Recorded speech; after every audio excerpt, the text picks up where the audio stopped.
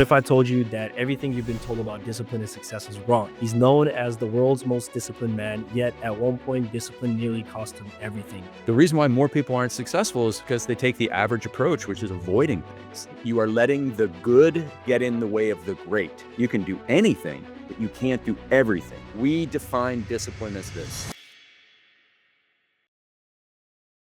Welcome back to the Keeping It Real podcast, everybody. I've got a special guest with me today, and we're about to challenge everything you thought you knew about discipline. What if I told you that everything you've been told about discipline and success is wrong? That waking up at 5 a.m., doing cold plunges, and grinding through 75 hard isn't actually the key to getting ahead. Today's guest, Craig Ballantyne, knows this all too well. He's known as the world's most disciplined man, yet at one point, discipline nearly cost him everything. Craig's new book, The Dark Side of Discipline, challenges everything we think about success. Most people believe more discipline is always better, but what if that's actually holding you back? So today we're going to break down the truth about discipline, success, and why doing hard things isn't always the answer. Craig is someone I've actually considered a mentor and someone, who I've been following for over 7 years now. Everyone listening should go ahead and grab his book, either physical copy or audio book. It's a short but very insightful read. I'm very excited to get in this conversation today. Craig, welcome to the show. This is going to be a lot of fun, my man. No, I'm really, really excited for this. Like I said, I was reading this book today and yesterday, and just finished it up. And the question for you is, being known as the world's most disciplined man, and at a point of that almost ruining you, what was the wake up call that made you realize something had to change, and what inspired you to share your struggles and write this book? Man, this book is because I see so many people doing a lot of things that don't matter. And the main message, the underlying message of the book is this. Many people, many ambitious entrepreneurs, many ambitious copywriters, you are letting the good get in the way of the great. And so I like a cold plunge. My wife and I went for a date yesterday, and we went to this place where you do sauna and cold plunge, and we did it, and we went out for lunch, and we use it as entertainment. We don't sacrifice the great like reading books to go on cold plunge. We don't, work out twice a day and let that cut into our family time. We don't let the good get in the way of the great. And for a long time, that's what I was doing. I was known as a very productive person. And then people start, they said, well, if you're productive, you're writing emails for this list and this list and this list, because I had so many businesses. You must be super productive. Therefore, if you're super productive, you must be super disciplined, because people make that connection, which is true and it's not true at the same time, as we'll talk about. And then from there, I was like, okay, I got to do all these hard things. I got to work out every day. I worked out for over 1,000 days in a row. And it was stupid.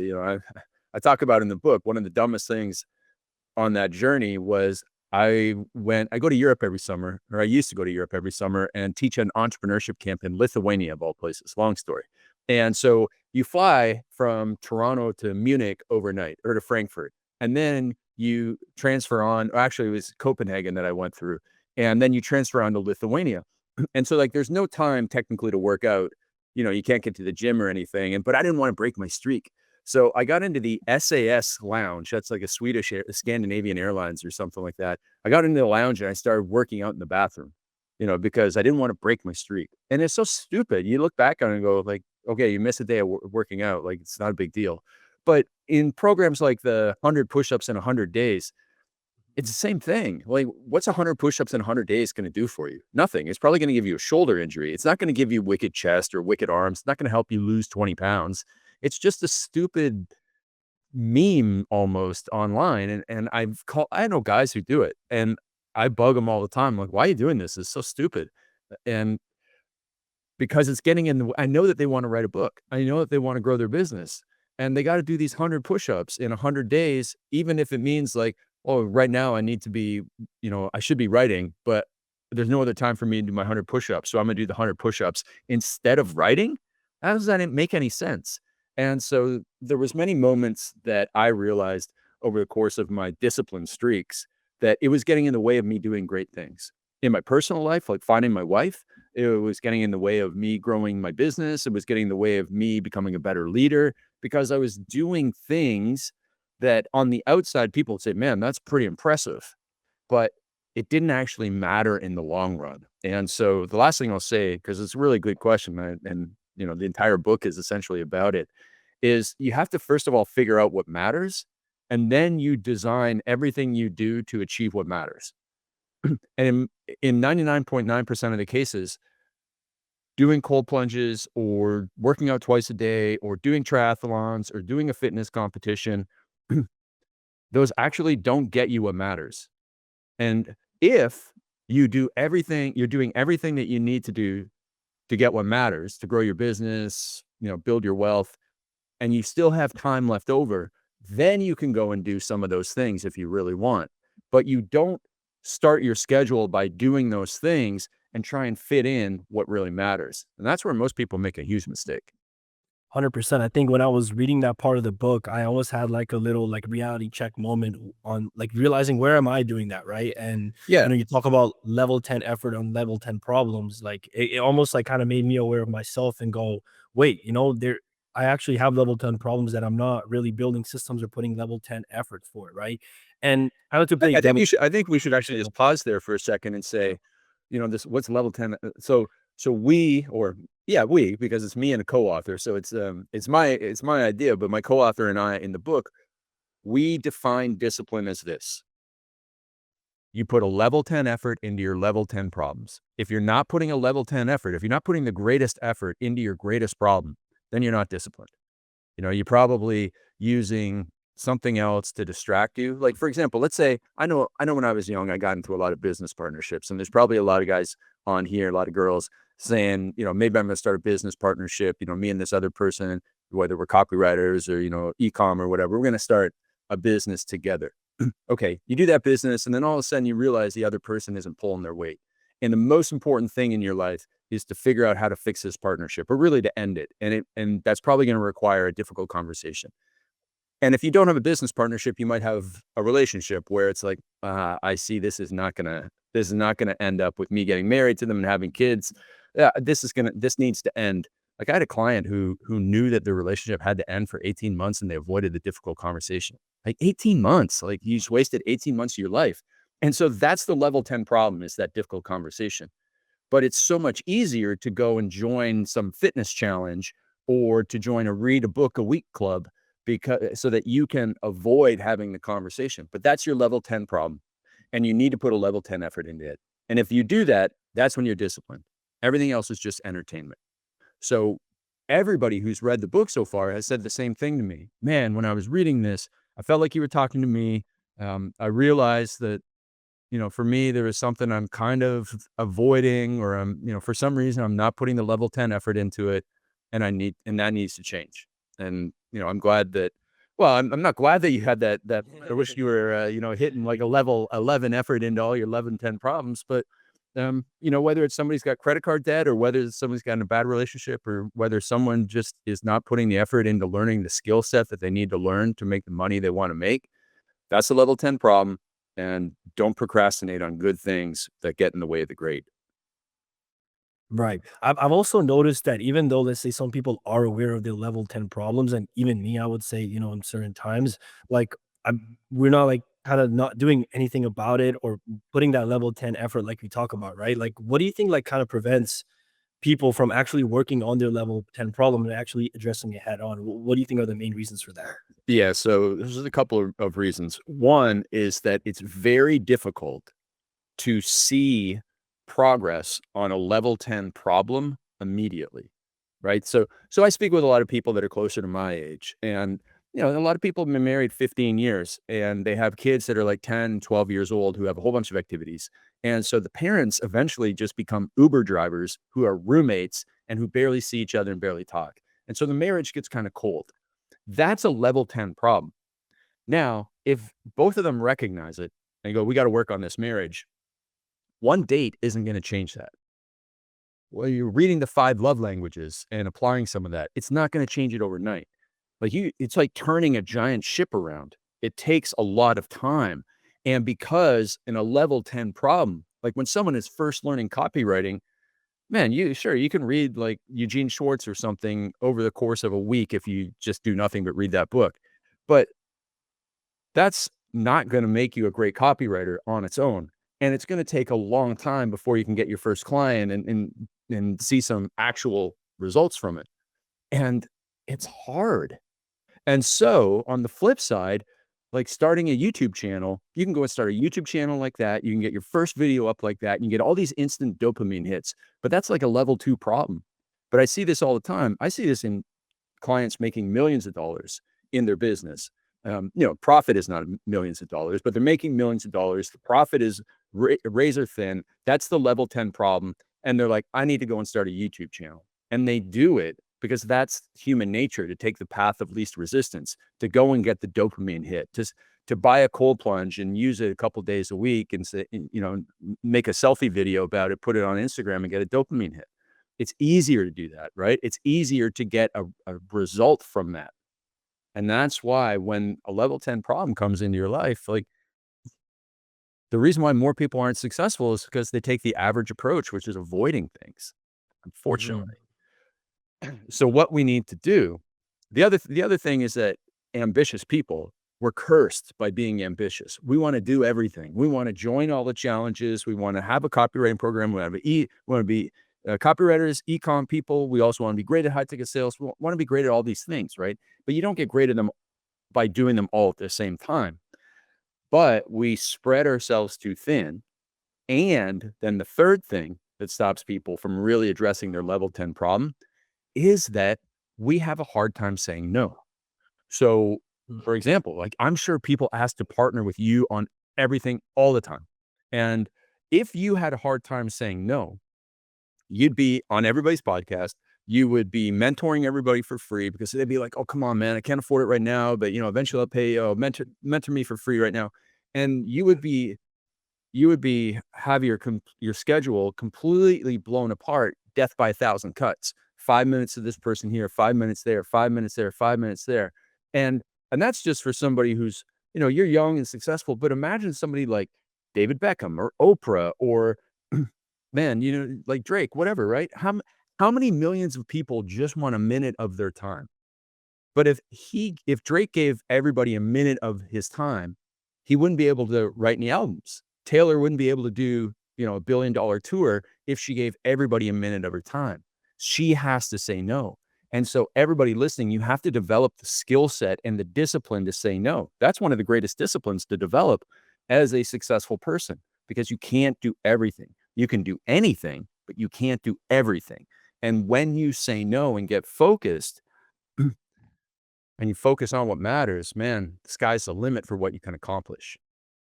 No, I 100% agree with you on that. I think even with me, I had that problem at a time, where I would say I still yes got to that so problem, man. yeah, you say yes to so many things, and I think in the moment when I'm about to do it, I'm like, "Wait, why did I even do this?" It just didn't feel like it was even that important.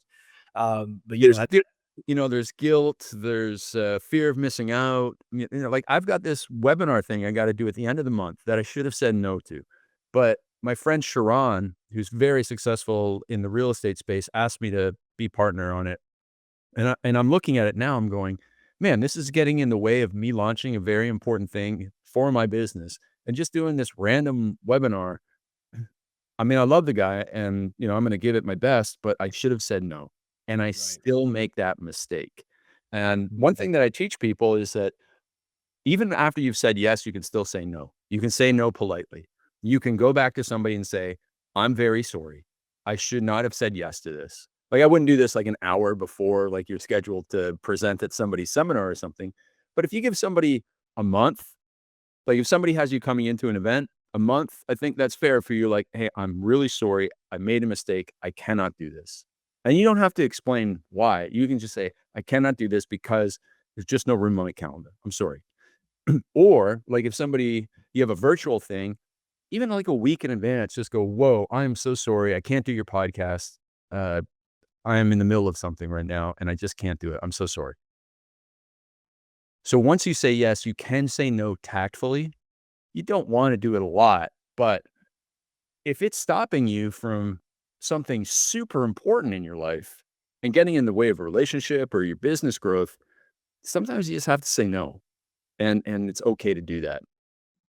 No, 100%. I agree with you on that, especially because I realized, like, I was spreading myself way too thin, and then, it's like you can't push 7 carts at once, Yeah, man. right? And I think especially maybe, like, once you reach a certain level of success, I think you gotta get better at saying no. I think Hormozy has a saying where it's like, the girl in the red dress from like the Matrix movie, the more successful you are, the hotter she gets. And then yeah, so you actually have to have more discipline in saying no, because each like distraction like is presented as an opportunity. It's like disguised as a form of opportunity, and you can just get Sure. excited and just kind of get into that. Wanted Yes. to touch on. On that, just for everybody, like set parameters, set checklists and filters through which you can make a decision without you going, oh man, I don't, or saying yes too fast. So, like, for example, just say every time somebody asks you to do something, say, I'll get back to you tomorrow. Just first of all, Mm. distance it because in the emotional thing, especially in person, if somebody asks you to do something in person, you have a much greater chance of saying yes.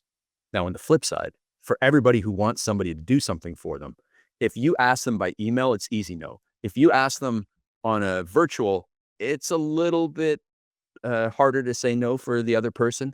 But if you want somebody to do something, ask them in person because most people do not have the strength to say no when you ask them in person. Now, flipping back to what we were originally talking about, when somebody asks you, hey, will you do this for me? Will you join me on this thing? Will you partner on me? I need to think about it. So you have to like get the distance there because in that emotion, you're going to say, yes, you're fired up. Then you need to have like a parameter set. Like, is this worth $100,000 to me? Is this something that's going to take more than 10 hours? And is this something that, I'm partnering with somebody I don't know? If it's worth $100,000 to you and it's not going to take more than 10 hours a week or a month, and you know that person and can trust them, then you can say yes to it. But if it misses any one of those things in your checklist, and those are just random, then you have to say no. And that then allows you to reduce decision fatigue because I'm just running it through my filter, like an operating system. And then that way you're going to make better decisions and keep your schedule free for what matters.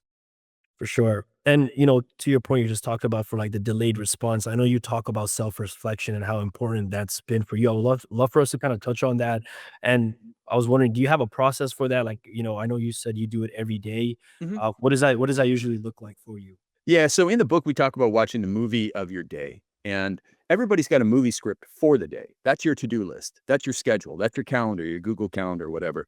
And at the end of the day, what you should do is you should go back and look at how the movie script was supposed to play out and how it really did, and identify where things went wrong. For example, let's say you want to get up at 7 o'clock in the morning. Well, you hit snooze and you didn't get out of bed till 7:20. Okay, if that happened, you need to think about how can I not let that happen again? Why did that happen? What systems do I need to put in place so that I don't let that happen again?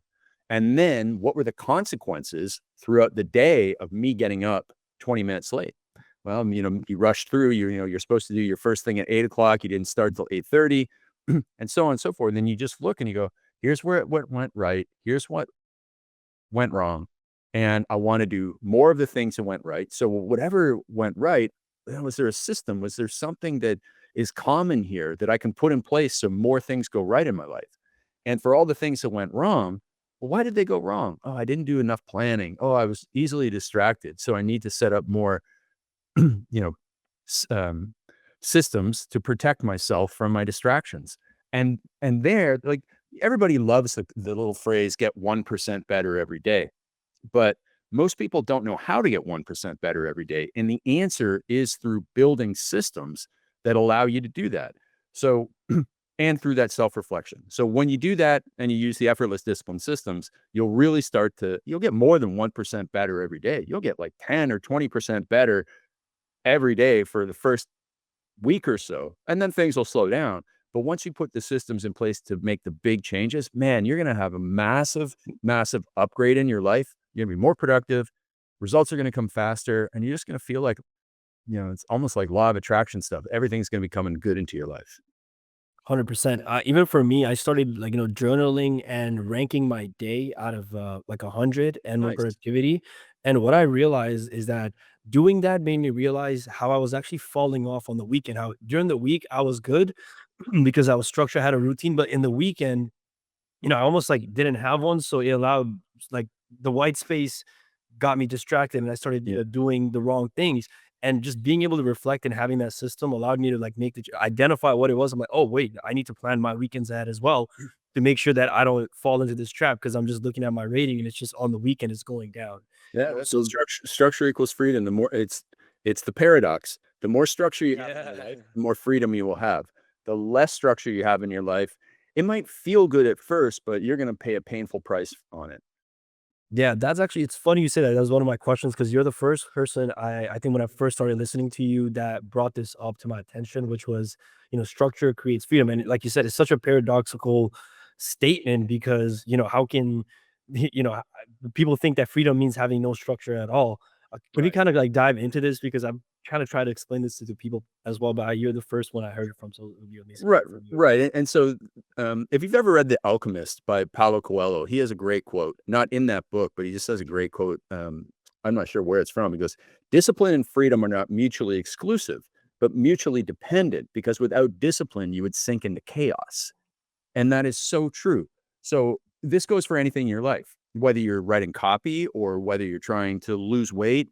If you don't have any structure in your meal planning, like you don't do meal planning on the weekend, meal prep, and then, Monday you get through on motivation alone, you make the right decisions, but then Tuesday you're like, oh man, I don't want to do this again. And the next thing you know, you find yourself in a mall food court. And if you have no structure to like, I'm going to go and get lean protein and greens, and that's my meal, and you can find it anywhere, but you just like, "Oh, I'll have whatever, I'll go to Panda Express and, get some chicken, that's, got 2,000 calories in it," and you blow your diet because you have no structure to it. And if you just start winging it with your copy and your launches, well, of course, they're not gonna perform very well. Everything in your life that you appreciate, whether it is a concert, whether it's an album, whether it is a movie, whether it is a play, even sports, everything has been practiced and everything is structured. Nobody's making it up as they go along. Not even your favorite comedians doing an HBO special. Like, you think Chris Rock is just like, you know what, tonight I got an HBO special. I'm just going to make up some stuff on the fly.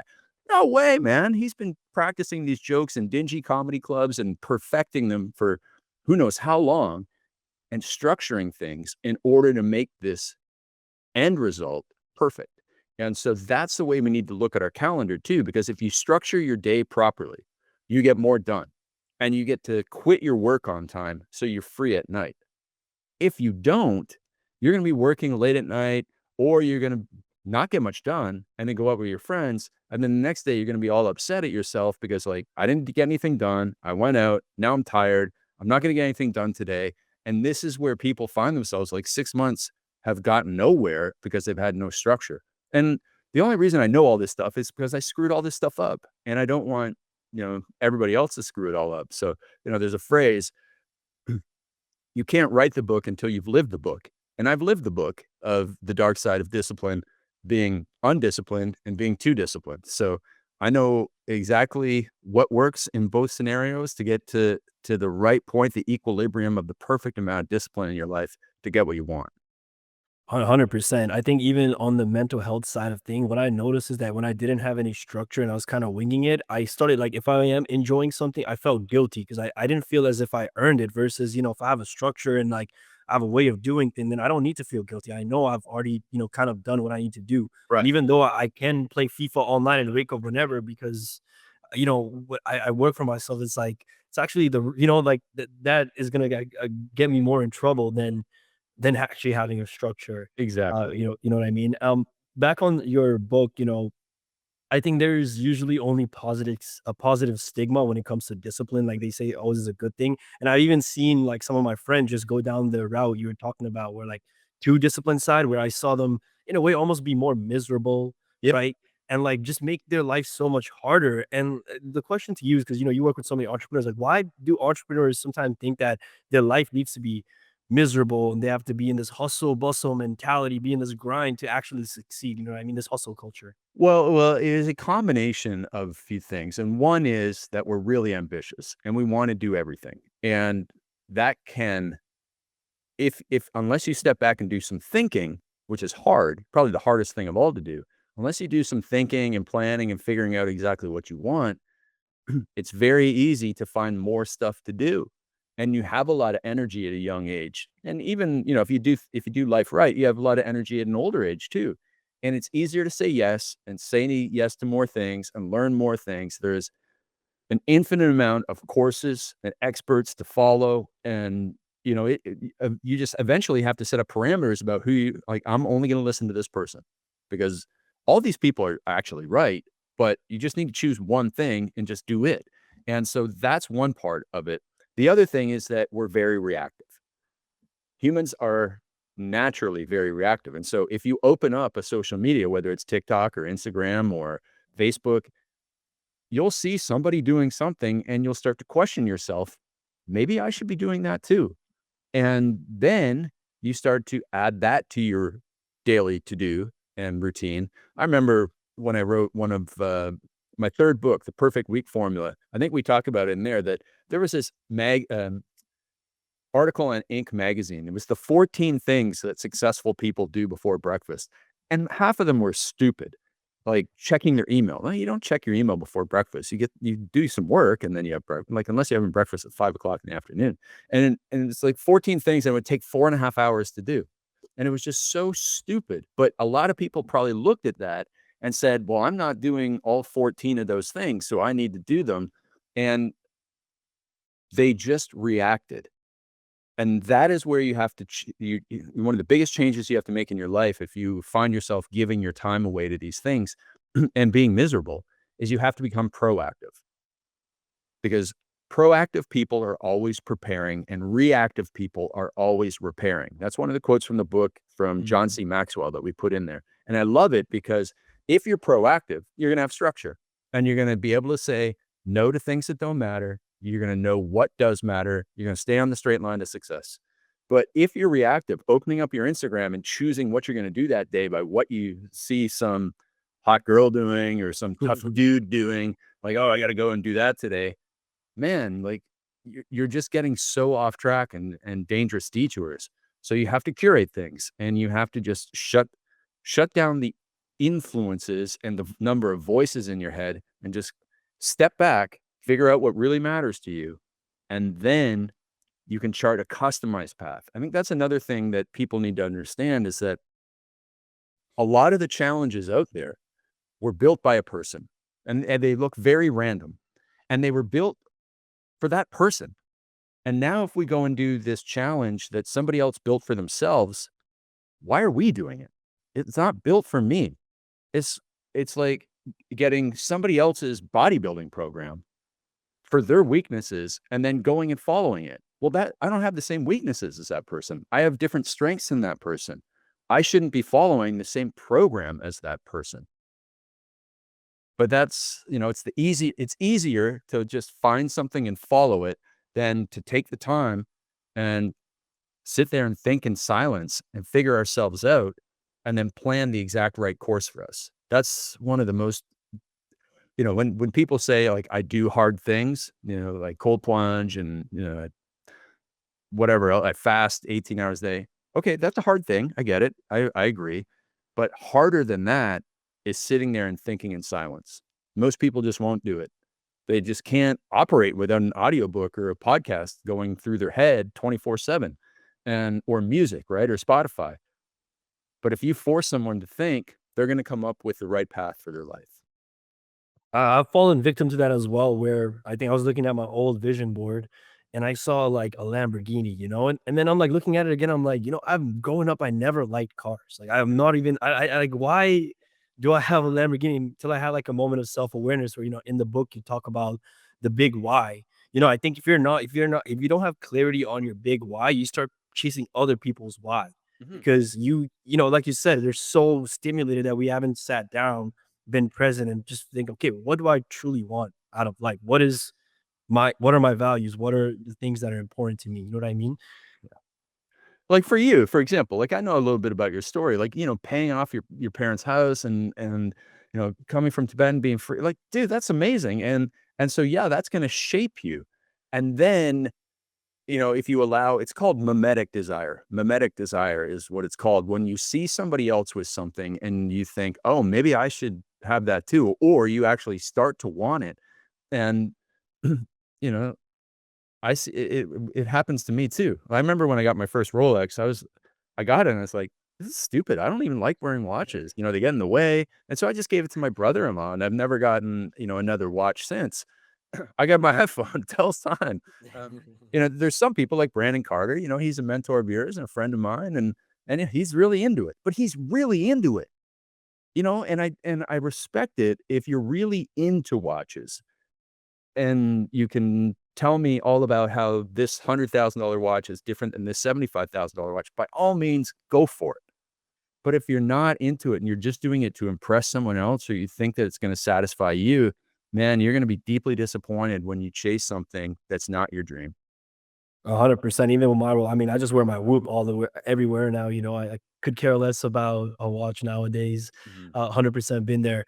Wanted to quickly touch on, because you're very vocal about some of these vanity challenges, and I can only imagine some of these people that are in your DMs, arguing against your points and saying that, oh no, these things actually help me. This has transformed my life. Like, how do you communicate with people like that when we're talking about It, this? it's a good question, and there are some people who it helps. And what I've realized by, challenging the challenge is that it's a lifeline to somebody who's in a bad, bad place.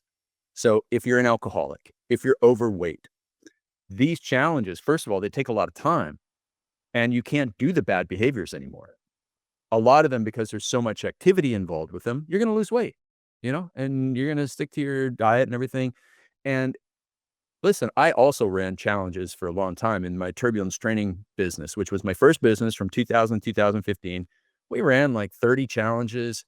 We had thousands of people go through it, and we helped people lose a lot of weight. And it is life changing when somebody who's been overweight for 20 years loses 40 pounds. Like, you can't lose 40 pounds without becoming a different person, because you have to get structure, you have to get habits, etc.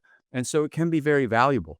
However, if somebody is already successful and wants to go to the next level, and by that I mean wants to achieve a specific result, doing a general discipline challenge will not give you the specific result that you desire. And in fact, by doing a lot of activities, it will take so much time that it can actually destroy what you're chasing, that really matters to you, and it can destroy your family. I know several people.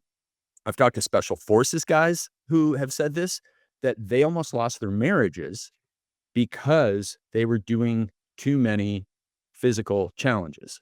And, Mhm. one guy was like, he's like maybe doing 100 push-ups in 100 days. And his wife said, we got to go to the beach. And he's like, but I haven't done my 100 push-ups. I got to go and do this thing. Could you imagine a wife, wants to take the kids to the beach, and her husband says, I got to go do this challenge? Like, she was probably so upset. She said, you do this thing at the beach. And of course, you can obviously do your 100 push-ups at the beach. And he did it, and his kids played with him and stuff. But that was his awakening moment. He was like, oh my gosh, I almost, got in a huge fight with my wife because I needed to do something totally random to impress strangers on the internet who I've never met and never will meet. But, I had to post in this Facebook group that I did my 100 push-ups. He just lost the plot totally. And so I've talked to a lot of people I thought were like really going to give me hard pushback on it. The only person I've talked to on my podcast tour that gave me hard pushback was a woman who did a challenge. And as she described her results with the challenge, you could see her having this awakening moment of how it actually made her life worse. So she was driving from Florida to Montana, huge long drive, doing one of these physical challenges at the same time while running her business from her car. And here's the kicker. Here's the punchline. She has MS, multiple sclerosis. And she said, I did that, under all this thing, and my MS got worse. And when she said that, she went, oh, I see what you mean now. Because it actually took me writing that book for her to realize she physically made herself worse doing this thing that she thought improved her life. And it's like, to you and I, we sit here like, yeah, you really probably shouldn't have done that. And if she had explained it to anybody else along the way, they would have been like, you can probably wait and do that later or something, right? Like, you don't need to do that now. There's no medals. This is not an Olympic competition. And even if it is an Olympic competition, like, who cares? And so, I think that I'll just leave it at this, that for somebody who needs a lifeline, these things can be helpful. But if you simply want to be more successful at sales, just go and spend all that time learning sales. That's your level 10 problem. Putting a level 10 effort into a challenge is a level 2 problem. Putting a level 10 effort into a specific thing is where it counts. And I talk about the perfect proof of this is Tiger Woods. Tiger Woods was known as the world's most disciplined golfer, 12 to 14 hours a day on the range between tournaments. Tiger Woods cheated on his wife with, I don't know, a whole bunch of women that definitely were not as beautiful as his wife, and he threw away his family. He did the most undisciplined thing in the world. So he was the most disciplined in the world at something, he was number one in the world at a thing that a lot of people want to be good at. Mhm. And he was the worst in the world at the thing that he should have been good at. So being disciplined in one area does not transfer over. So if you get good at reading a book a week, even, you're good at reading a book a week, but it doesn't mean that you're going to be a great business person Mhm. unless you actually get good at business. So, Right. Mhm. so just, you know, it's certainly social media has fueled this, and and the idea of I want to get this badge, it's gamified, right? Like, oh, Yeah, 100%. you do it, you've done the selfies, you can post the pictures, and there's so many dopamine hits along the way. But that's not the race I want to run. I really don't care. And therefore, it's a dangerous detour to my life. 100%. I've noticed how whenever people wanna, like, focus or get their life together, especially as, the 75 hard movement has gotten more popular, I've noticed so many people just will come and be like, "Yeah, I'm on 75 hard," and then I'll see an inverse effect because they will not stick to it, and then they start feeling guilt or shame, or there's the other side of things where, I was working out with a friend, and he was like, we're lifting, and he's like, "Oh, my shoulders, whatever, whatever." I'm like, "When's the last," why? He's like, "I've been working out for like a month straight, like without no break." And I'm like, "Bro, stop this. Go rest. Like, what are you Right. doing? Like, go see a physiotherapist, go take some Right. rest days because this is actually having an inverse effect on you." It does, and it's almost like people want to put a lot of, they think that if I can just do this, everything else will be right, but it's not. It's not true, and it's a short term thing, and they'll learn a bunch of lessons from it, but for people with a lot to lose, like some friends of mine who did it, and at the expense of their marriage, they lost their marriage because they were too busy doing other things. And it's like, Mm. again, you got pats on the back from people on the internet who you never met, you never will meet. And now you get to see your kids every other weekend. Like, I mean, that is not a trade that It's a anybody, bad trade-off. it's a bad trade, bro. I'm so sorry. And it breaks my heart because, these are friends of mine. I just 100%. don't want to. And so, like, I was 6 years in between books, and I was like, I really want to write about my discipline systems, which are the second part of the book. But I was like, yeah, that's not enough of a book. And then over and over again, I saw people just going down this rabbit hole. I'm like, I'm not going to make a lot of friends with this one, but I'm going to say what I got to say. And so that's where the book came from. 100%. Referring to the book, I really like the pyramid of peak performance. I knew about discipline, and I even know about systems because, even in my life, started building systems like, I wanted to wake up early and go to the gym early. So I built a system where I drop my mom off to work, then I go straight from there to the gym, which has made it so much easier than just waking up and then forcing myself to go. But Yeah. then you talk about two other things, which is like identity and standards. Mm. And I always knew the importance of that, and you even talk about standards, eating discipline for breakfast. Let's say someone listening right now wants to raise their standards, and it doesn't happen overnight. So, what are some things people can do in a sustainable way where they can stay consistent with these standards and make it part of their day to day life? Right. So first of all, you have to figure yourself out. So back to the self reflection, like, what really matters to me? What's the vision for my life? What's my specific definition of success? And then you can say, well, in order to accomplish those things, here's the type of person that I need to be. I need to be structured in my days.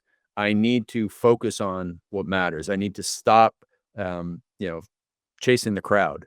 Okay, these are the things I gotta do. I gotta be a person of my word. I gotta have a really great integrity. And once you can visualize that identity of that person, what a person like that would look like, what they would act like. And then you start to go and do actions that line up with it. You go and live proof so that your brain can find proof. And when you do that, that's where your confidence starts to build. And then you're no longer relying on like willpower because when you say discipline to somebody, the first thing that people think of is, oh man, discipline sucks. It's I'm picturing a guy with a big long beard and tattoos, and he's like looks like a Viking, and he's getting out of an ice bath, and yeah, he likes it, but that would make me miserable. That's not discipline. No, it's building those systems that allow you to change your identity so that you become the type of person who is proactive. You are the person who, doesn't who has a good time. You can have a good time in life. I'm not saying you can't go out with your friends, but, you don't drink to the point where you ruin the next day. You're not the type of person who gets drunk. Or you're just not the type of person who drinks. Or you're not the type of person who stays out really, really late. Or you're not the type of person who, goes to hangs around shady people or whatever it is. You're the type of person who makes the right decisions for their future so that all of this stuff, it becomes ingrained in you, and you no longer have to be like, "Man, I'm really gonna try hard not to drink tonight." No, your identity already covered that. It's like, "I'm not the type of person who drinks a lot or even drinks at all, but I can still go out and have a great time." And when you get to that point, you see how, like, effortless that is? And that's what it's all about, that this is how I act, and I don't have to sit there and suffer decision fatigue thinking, "Oh, man, should I drink? Should I not drink?" You don't have to even waste any energy on that, which means you can put that energy towards something much more important. Right. I actually have a funny thing about this. So when I was actually trying to quit, porn and adult films, one of the things I would repeat to myself, this is gonna sound funny, but I used to literally say, I don't smoke crack, I don't watch porn. As funny as this sounds, as funny as it You sounds. got proof, man. I was like, that's just me. I don't do this thing. That that's that's good, and, like, the younger generation, young guys probably think, "Well, yeah, it's just watching porn." Well, I make the case in the book that as you get older, you start to see this stuff as completely different. You understand, like, that industry is full of low life people. It's full of women who have been manipulated, abused, like, most of them don't wanna be there. So, they're actors, right? They don't really like doing what you think they like doing. And and they probably use a lot of drugs and alcohol to cope with this. And then the people who got them there in the first place are literally criminals. It's, sex trafficking. So you're supporting all of these negative behaviors. It's not like, I mean, alcohol is not a great industry either, but at least with alcohol, like when you buy Johnny Walker, like Johnny Walker's, there's probably not a lot of moral mistakes they're making along the way. They shouldn't be making alcohol or whatever, but they're not they're not selling it to minors. They're not you know, stealing it from, the environment or whatever. It's but porn is just bad all over. And every time somebody watches porn, they're contributing to a really, really, really bad industry. So now you go, I'm not the type of person who would support child abuse. So I got it. No, I'm just walking away from this because it really is degrading to everybody involved. And if so now you're just reframing it, and reframing things is one of the most powerful ways to shift your behaviors and your actions. And if you reframe it that way, you go, yeah, I'm not the type of person that does that. You know, pizza, I'm just not. And you're a free person again, man. It's really, really great. And now, because there's a lot of side effects of pornography, like loss of intimacy, and now you like think every girl does all this stuff, and that's not how the world works. And it gets things into a lot of trouble, and it can really impair your future relationships. So, um, it's awkward to talk about, but trust me, man. Like anybody listening, make that change, and your life will be more free. 100%. And I also liked how I think you have two sections of this in the book just to kind of drive down the importance of this because I think one, it doesn't get talked about and it's almost a little too normalized now, especially with social media. Totally, man. Totally. And it's a real shame. this whole OnlyFans thing, there's so Oh many yeah, girls who are going to regret this period of their life. And, COVID just fed that because a lot of people, it was easy money for some girls, but right. man, it's a real tarnish on society. And I like to think, the world is moving in the right direction with a lot of things, but social media, man, if you let it be used on you, that sucks. But we need to use it as entrepreneurs and people to get our voices out. But the phrase that my friend Joe Polish said was, use social media, but don't let social media be used on you. And that's a great phrase. That's a great point. One more topic on one more concept that you talked about on the book that I would love for you to kind of dive deeper on, because I've had these thoughts before, but I've always, in a way, struggled to explain this point. And it was, being selfish is one of the most selfless or generous things you can do. Can you please touch on that? Because I think that's a very profound thing. Yeah, and that goes back to the saying no, right? So if you say no, someone's going to think, "Oh, you're being selfish." Like, as you make more money, people are going to want your money. And you get to choose who you give your money to. And so if you have like this one charity where you're like, "Man, I really want to, help Free Tibet, or I really want to help the Children's Hospital in Toronto or whatever. Like, I'm going to give all my money to them." And then you say no to somebody else, man, people are going to give you a hard time. But it's your decision to say no, to what you want, and only to do the things that you want. And it's the same with your time, right? So somebody says, "Hey, can you come and do this thing for, or can you give me 15 minutes of free coaching? Or, can we just, jump on the phone and let me pick your brain?" Like, if I did that with every single person, I would have no time for anything else in my life. So those people are thinking, "Oh, you're being selfish." I am being selfish because if I wasn't selfish with my time, I wouldn't have been able to write a book that a million people are going to read. Instead, I'd be able to help like 400 people a year with free coaching. The so when you Because I always think of like Oprah. Oprah, there's a billion people that would want a minute of her time, but she can't give away a minute of her time to a billion people. What she can do is say no and be selfish and create something that will impact 2 billion people. That's the way you have to look at it. And just imagine how much requests for time that you get.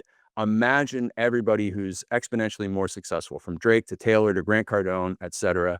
Those people are getting hit up all the time, but they're doing great things because they're being selfish with their time.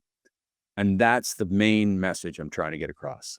100%. You can't pour from an empty cup. If Yeah. you're always just like working for others, then it's like, what do you have to pour to people? If you don't be selfish enough to, I guess, fill your cup up Right. first. And you don't have time to like think and come up with the big ideas, et cetera. So you need to do that. For sure. Before we wrap up here, I wanted to talk about, one of your favorite books, which happens to be my favorite book as well, The Art of Living. I wanted to actually ask you, how did you discover that book, and how did it impact you at that time when you discovered that book? So I was probably about 30 years old when I got that. And my friend, this guy, Matt Smith, who I mentioned in the book, he introduced me to Stoicism. He was the same guy who introduced Ryan Holiday to Stoicism. So all the Stoicism that Ryan Holiday talks about, he might not have found that if it wasn't for my friend Matt. And if you take a look at the Stoicism books, like, letters from Seneca and stuff, they're another big books and they're not that easy to read. And I found this book called The Art of Living. I'm not even sure how I found it, but I know that it was from my searches, through Stoicism. And it was like a really easy translation of Epictetus, a Stoic philosopher, and his main teachings. And so I got it and I was like, man, I'll just read one of these lessons per day. And as I read it over and over again, the biggest, most profound impact it had on me was control what you can. You can only control what you can, which are your thoughts, words, and your deeds. You can't control the traffic. You can't control the weather. You can't control, your girlfriend's emotions, her hormones, all these things. You can't control whether or not your favorite sports team wins or loses. You just can't control that. And so if you let your emotions go so high and so low because of things that you can't control, you're going to be in a tough spot because it takes a lot of energy to bring those emotions back to a regular state. So it helped me with emotional regulation, and it helped me realize, there's no point in me getting mad about this. I can't control it. I can't, I don't watch the news, but I know just from social media and from my family's, comments here and there, like my mom and my mother-in-law and other people, like they're so angry. They're so angry with Trump. You can't control the dude. All you can control is how you look at it. And, Epictetus has a great lesson. Like, it's not the thing that bothers you, it's your perception of the thing. It's not the thing that bothers you, it's your perception of the thing. And so, if I have a favorite, and he uses this example in the book, if I have a favorite cup, and, I do have a favorite cup, if I break it, I'm going to be like, kind of upset. And when I didn't control my emotions, I could have been really upset. Or like a favorite anything. Like if you have a car and you get a scratch on it. But to somebody else, they'd look at it and go, it's just a scratch. And you would say that about somebody else's car. Or if they broke a cup, like, whoa, dude, it's just a cup. Like, take it easy. Or, you know what, you can get that thing fixed.